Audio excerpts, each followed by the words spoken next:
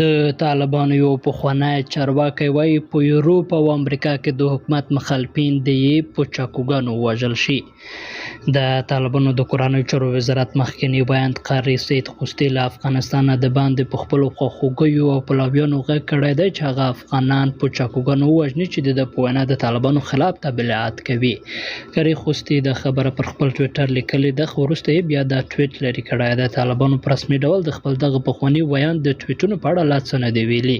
سید خوستي په مشخص ډول د کوم کس نوم نه دی اخیستی، خو ویلي دي چې دوی په اروپا او امریکا کې خاصیان لري چې دا کار کولی شي.